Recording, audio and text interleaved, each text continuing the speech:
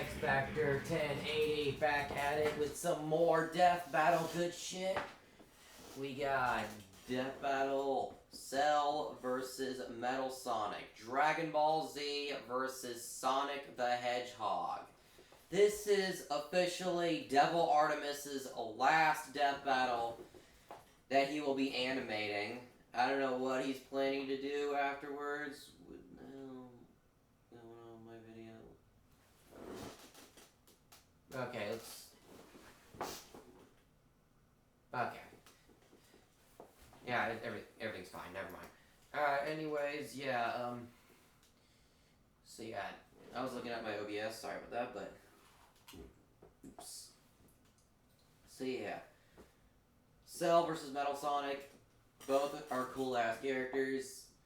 I'm gonna say I like Cell more because I think Cell is cooler, but Metal Sonic is pretty cool too. So, but yeah, I'm gonna be I'm based on from what I've done my research on. I'm betting Metal Sonic, but I'm gonna be rooting for Cell. So here we go. Let's get this started. Here we go. Cell versus Metal Sonic. Which copycat android is truly the superior model? He's Wiz and I'm Boomstick. And it's our job to analyze their weapons, armor, and skills to find out who would win a death battle. There's a monster stalking Gingertown. No one who's seen it has lived to tell the tale. All it left behind was their clothes. Something ate these people's insides, leaving only a shadow behind. Some kind of creature driven only by the need to feed. Earth's new apex predator, the ultimate life form. The Namekian Piccolo went to investigate this manslayer and discovered that it was intelligent. Its tail could unravel to absorb its hapless victims and add their energy to its wretched gestalt. But the nightmare was only just beginning, because for its last trick, somehow this freak of nature knew the Kamehameha. The mystery of this creature's origin was decades in the making. Years ago, the world was terrorized by the most advanced paramilitary organization in history, the Red Ribbon Army. Until they got rocked by this little kung fu gremlin, Son Goku. But Red Ribbon's dream of revenge lived on within their head scientist, Dr. Gero. Hiding away in his spooky cave laboratory, Gero would go to work studying the Z fighters from afar, learning everything there was to know about them. And building a series of androids that would destroy his spiky-haired nemesis once and for all. He made a ton of them. Infinite energy androids, key-absorbing androids, trucker head androids, and even ginger androids. However, none of Gero's creations were capable of matching that drive to improve that Goku and his fellow martial artists possessed. Luckily, he had one more android left. A cute little booger so complex he'd take years after Gero's death to complete. Its name was Cell. Born from a single cell, get it? This android possessed the genetic information of all the greatest warriors that had battled on Earth, and, when fully evolved, would become unstoppable. And with their DNA, Cell absorbed all their powers and techniques too. Common among all of them is the power to manipulate ki, or the energy that exists in all living things, and weaponize it to fire energy blasts, fly at faster than light speeds, move things with telekinesis, and create force fields. From the humans, Krillin and Tien, Cell knows the multiform technique, Destructo Disc, and the Tri-Beam, his extra special favorite. Oh, weird, I'm not seeing Chaozu on this list. Sorry, bud. Is Chaozu human? Oh. Okay.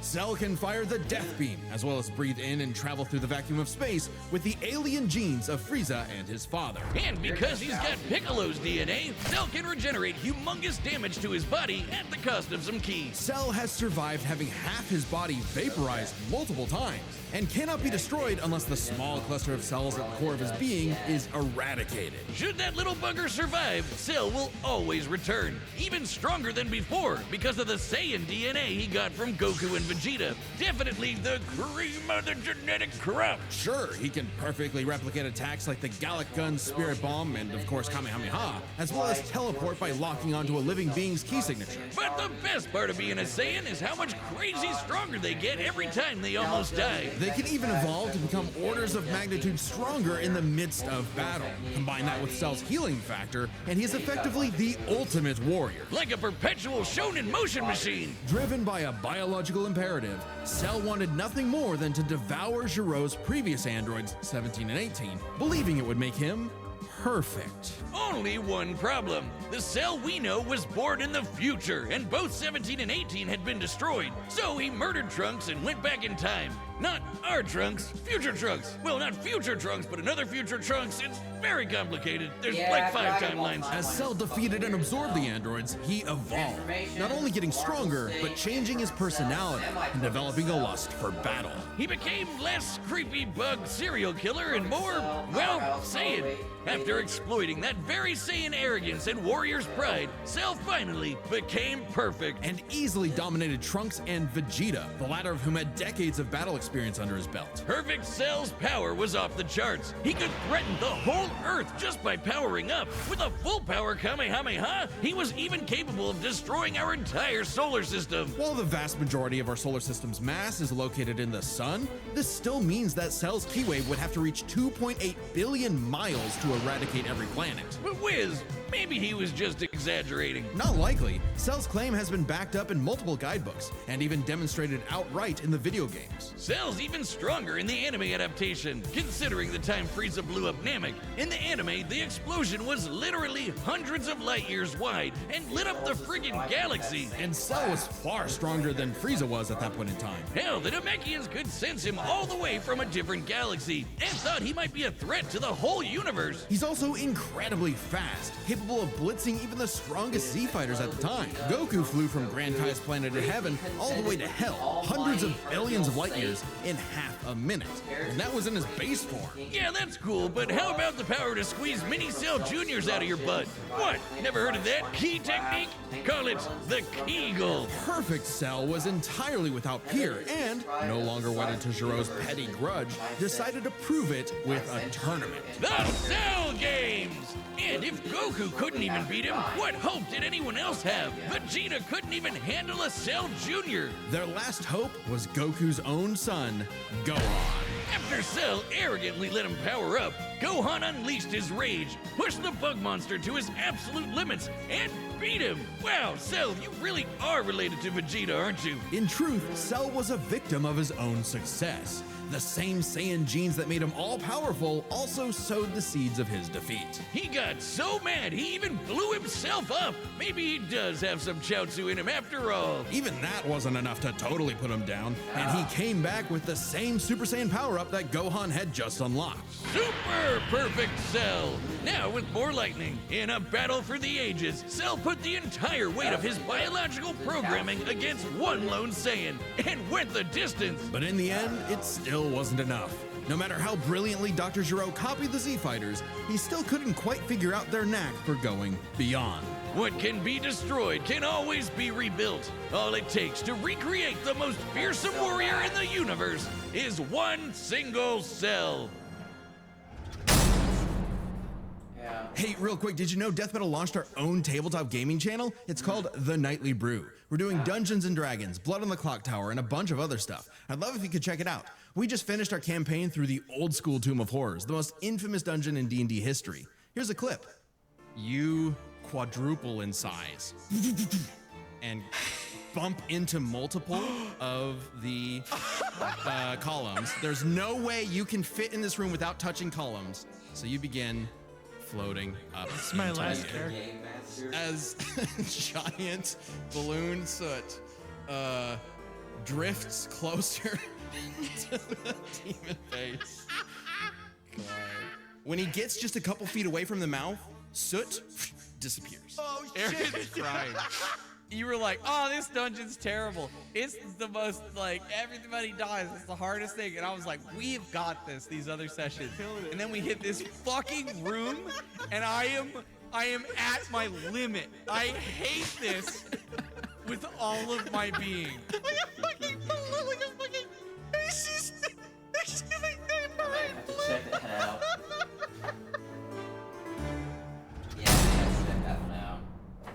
Time and again, the world and its cuddly forest critters were threatened by the evil and oval Dr. Ivo Eggman Robotnik. And time and again, that same world and those same critters were saved by Sonic the Hedgehog. No matter how many robotic badniks the good doctor threw at his blue spiky nemesis, his schemes were always 6 spin jumps to the glowing weak spot away from getting cracked and scrambled. But it wouldn't be over easy for Eggman. If he couldn't defeat the blue blur, he would make his own, Metal Sonic. Well, 0 points on creativity for that name, but goddamn, he does look metal as hell. They say imitation is the sincerest form of flattery, so Eggman built Metal with more than enough blast processing to match his prototype. Metal can zoom around at massively hypersonic speeds, fast enough to fly to nearby planets in seconds. He's tougher than Eggman's standard equipment, some of which can survive black holes. Metal can use all of Sonic's power-ups, and even replicate his classic spin dash and light speed attack. But he's got moves of his own. He can attack with energy blast, fire a chest laser, surround himself in an electric aura, or an impenetrable force field. By overloading his circuitry with energy, Metal can activate V maximum overdrive, quadrupling his acceleration and obliterating anything in his path, at the risk of self-destructing. You'd think all that'd be enough to turn the rodent into roadkill, but it only took one showdown on Stardust Speedway to send Metal to the scrap heap. On paper, Metal should be able to outmatch Sonic in every way, and yet he doesn't. For some reason, Eggman wasn't able to capture that ineffable quality that makes Sonic the fastest thing alive. Metal's defeats at the hands of Sonic and his friends sharpened his AI into a seething hatred of his rival and a burning desire to prove himself superior. Yeah, well, when you're getting your supersized red ass handed to you by Charmy B, you know something's gone horribly wrong. Metal's defeats gave him an existential crisis. If he was created to surpass Sonic and couldn't even manage that, what was he? Why should he exist? Never one to admit defeat, Eggman took Metal back to the drawing board and birthed him anew.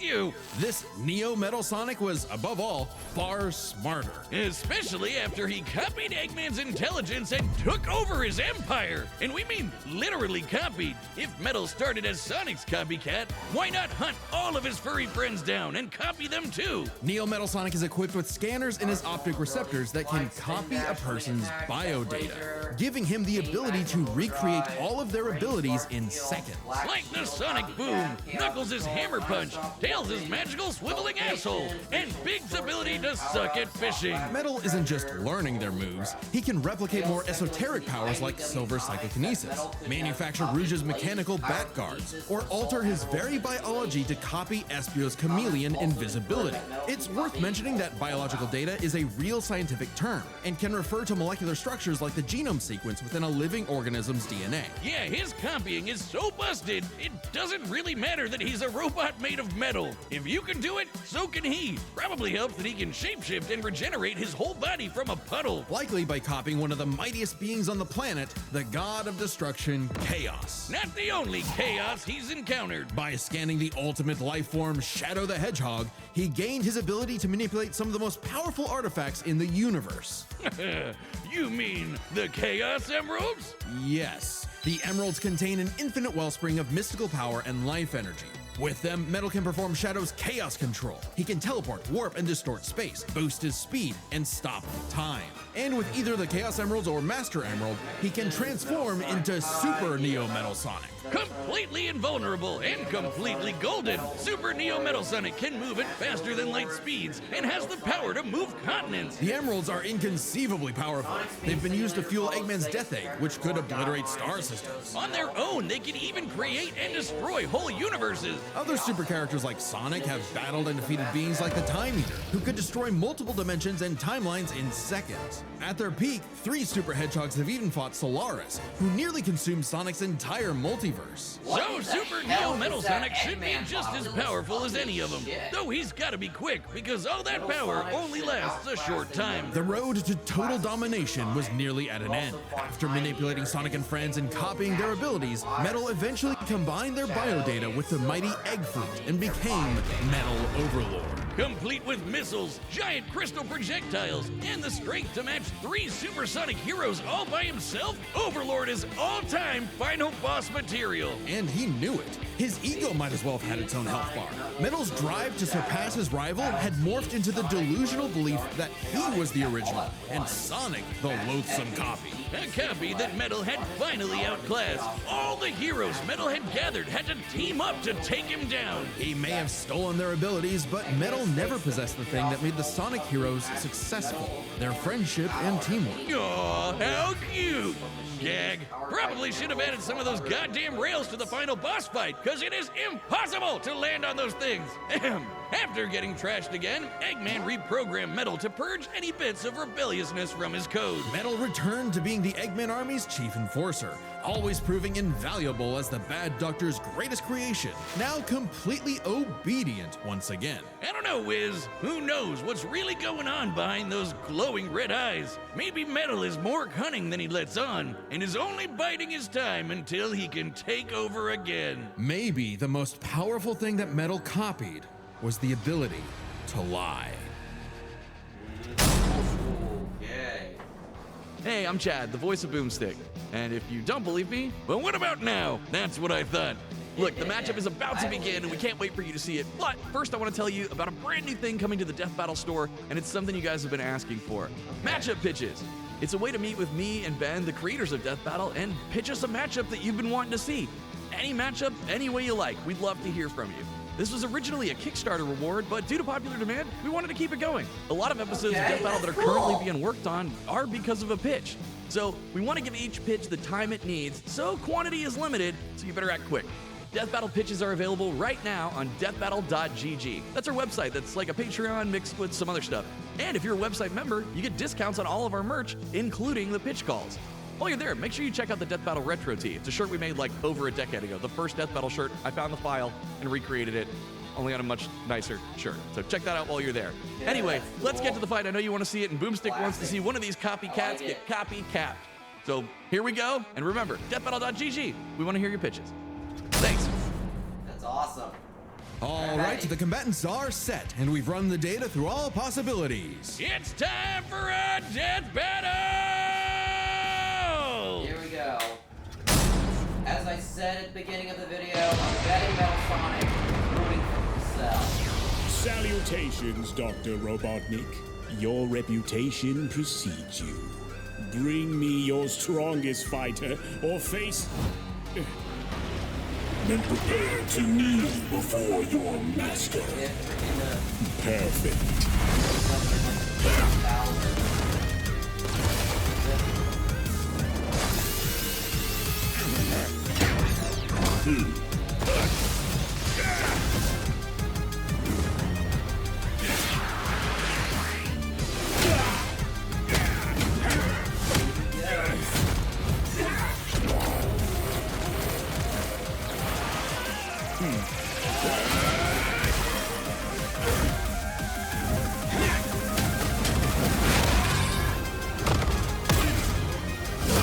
Tell me, does a machine like yourself ever experience fear? Not anymore!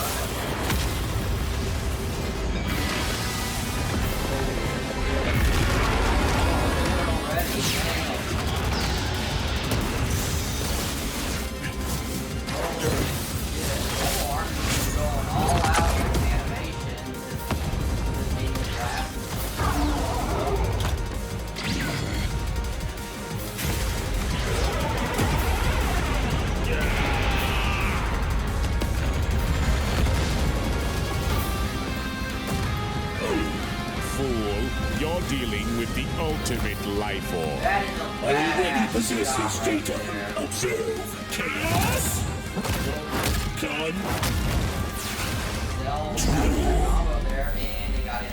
Life form data successfully copied.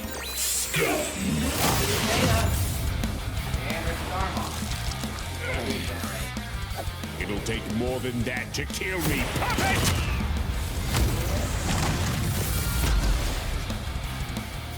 I know.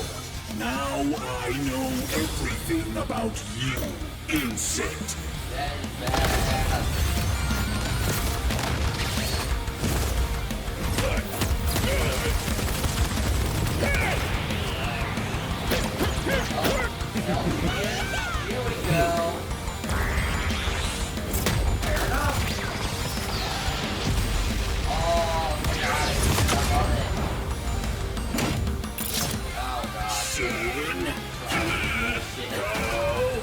Don't you dare.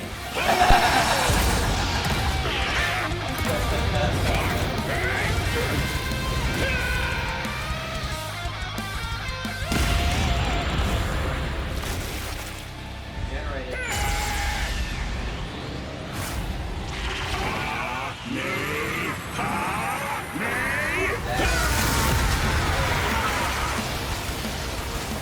I am not just the greatest warrior in the universe.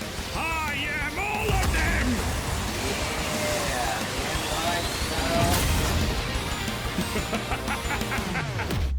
If you are all of them, then so am I. I'll never lose to a machine like...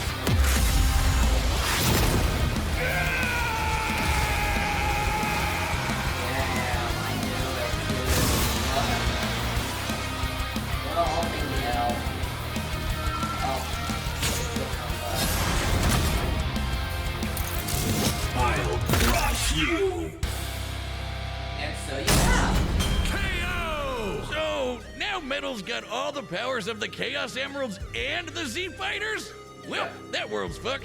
Our bad. Cell may have been one of the greatest threats in Dragon Ball Z, but Eggman's greatest creation ultimately proved too much for him. Let's break this down into 4 categories: strength, speed, abilities, and adaptation. First up, who was the strongest? Well, it's no surprise that any version of Cell was gonna be way more powerful than base Metal or Neo. Even just using the manga, blowing up a solar system is far beyond the level of power output Metal can match. Without his stronger forms. With them, the power gap entirely reversed. Not only could Metal match Cell's solar system busting or scaling from Frieza, but he could surpass it with the universe-destroying power of the Emeralds. But hang on, Wiz. Those Namekians said that Cell was strong enough to threaten a universe on his own. They did, but they didn't specify how, and there's nothing suggesting he can destroy it in one go, especially since it's only brought up theoretically and without any time frame. Even being generous and assuming he could just blow it up, final bosses like Time Eater and Solaris can destroy the wider multiverse, and Super Neo Metal would scale to them. Metal Sonic takes the edge in strength. And with Sonic characters being known for their speed, you might think that was an easy win for Metal. At his max speed in his super form, he should be comparable to entities like the Time Eater,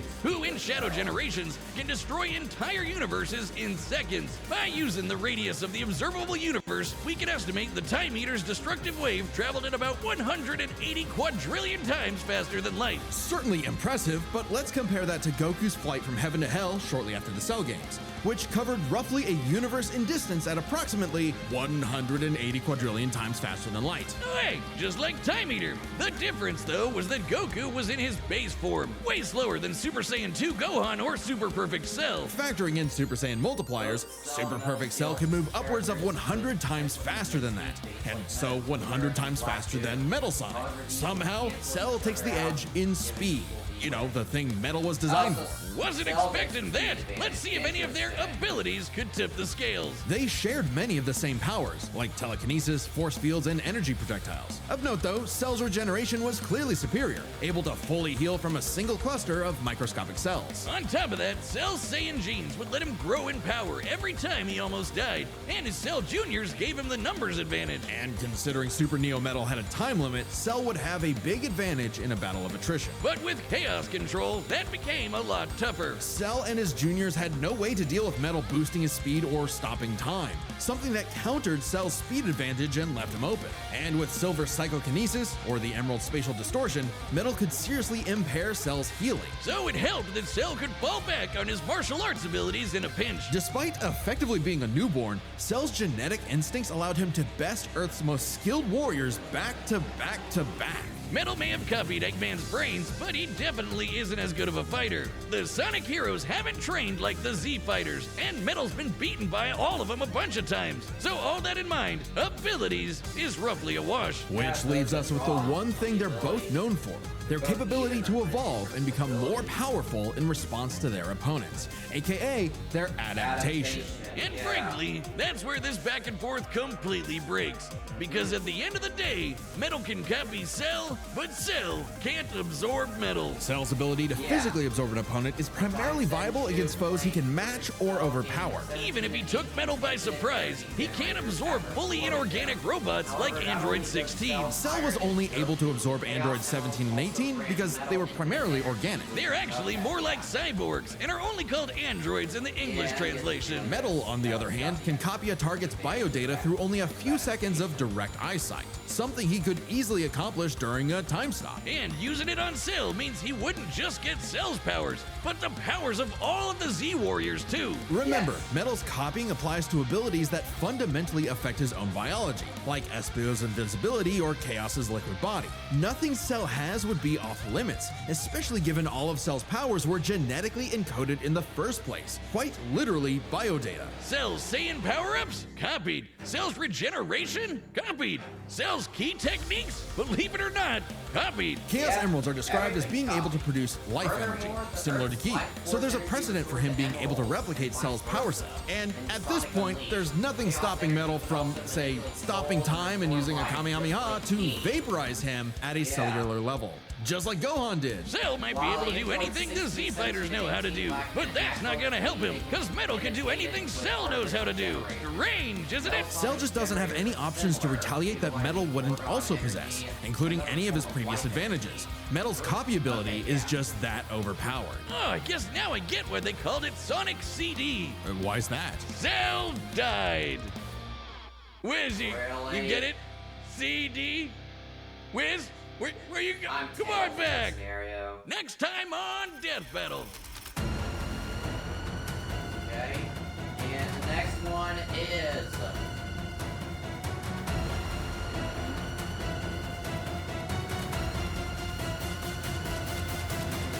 Subscribe and join as a member to versus see more Reze. Death Battle. Thanks for watching.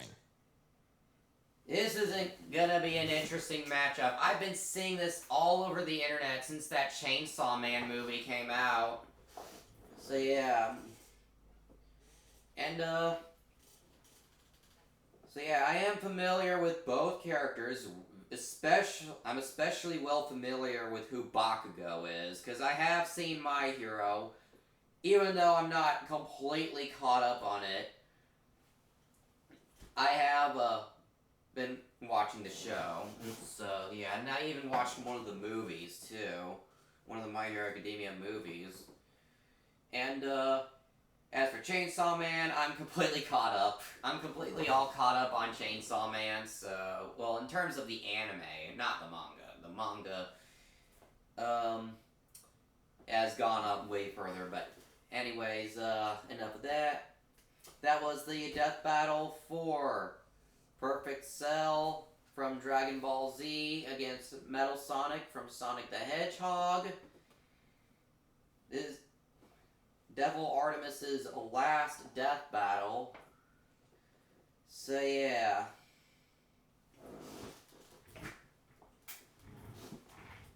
Yeah.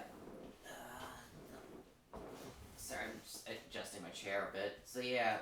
Hope you guys enjoy this video, and if you did, like, comment, share, subscribe, hit the bell icon to get notified, link in the description down below, subscribe to Death Battle, all that good stuff. And I will see you in the next video where I'll be reacting to Bakugo versus Reze. So, that'll be it. Till then, X Factor 1080, signing off. Bye-bye.